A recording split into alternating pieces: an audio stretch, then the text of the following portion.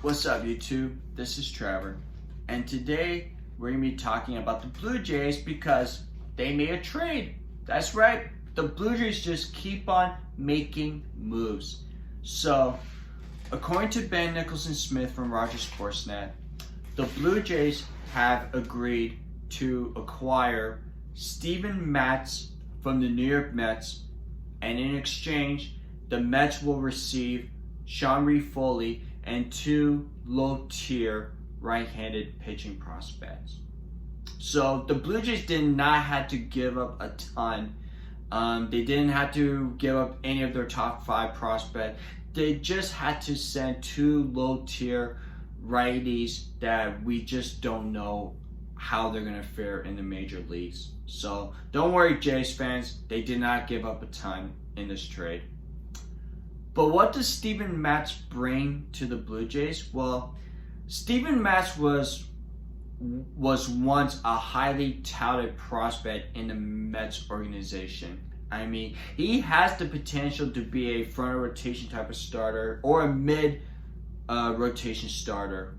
But throughout his career, I mean, he just wasn't that productive, and he was inconsistent, and obviously injuries really hurt his career. He underwent Tommy John surgery when he was developing the minor leagues, and then he also had forearm, shoulder, elbow problems, and last year he had a shoulder discomfort during the 2020 shortened season.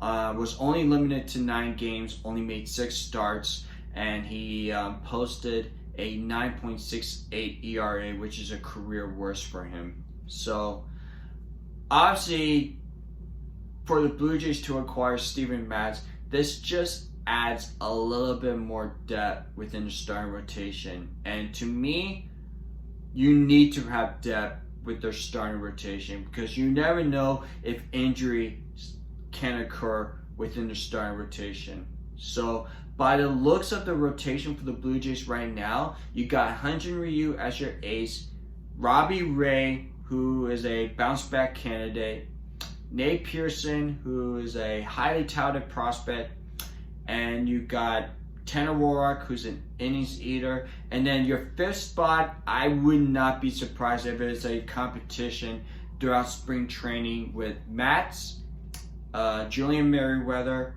Thomas Hatch, Anthony Kay, Ross Stripling, and Tyler Chatwood. So there's going to be some competition for that last spot in the rotation.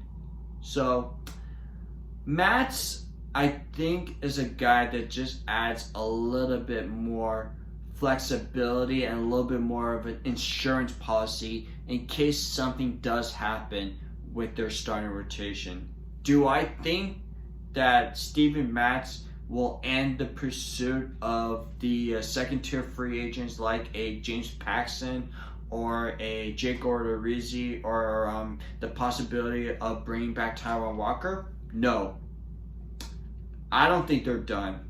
I think they still have some wiggle room to add at least one more starter. They're going to have to add a starter that can really help you win games because when you play in the postseason, pitching and defense is going to help you win games. And that's why this offseason, the Jays' main focus was run prevention.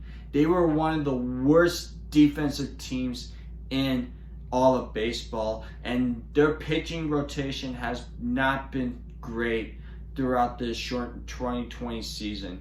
And yes, I know the bullpen was great. I mean, the bullpen was phenomenal last season. But we have seen in the past that the bullpen has been taxed out and the guys were just too tired and the Jays didn't necessarily have enough arms. So for adding Steven Matz, I think he can compete for a starter spot.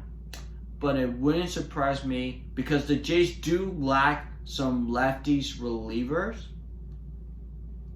It wouldn't surprise me if we see Steven Matz being serve as a lefty specialist or somebody that could pitch you out of the bullpen, because right now, I mean, you look at the bullpen for lefties relievers. You got Ryan Barucki, who was phenomenal last year. Anthony Kay had a great first half, struggled during the second half, but I wouldn't be surprised if Steven Matz somehow pitch out of the bullpen and will give you multiple innings. So I do think the Jays are going to give Matz a chance to start, but it wouldn't surprise me if he ends up pitching out of the bullpen. So I do think that they need to add at least one more starter. So it could be through free agency, it could be through trades, it could be a minor league deal with some incentives if he reached to the big league roster. So the Jays, I think, are going to do whatever it takes to really help build a really strong starting rotation. Because, like I said earlier, in order for them to win games, you need the pitching to be successful. You need somebody that can really compete with other team aces like Garrett Cole from the New York Yankees. You need somebody to compete against the Justin Verlanders of the world, or the Jacob deGroms of the world, or the Clayton Kershaws, or the Walker Buehler of the world. You need somebody to compete with these guys. And I think they do have some wiggle room through free agency. They still got a deep farm system to acquire an ace through a trade. So I wouldn't be too surprised if they add at least one more arm to help build that starting rotation.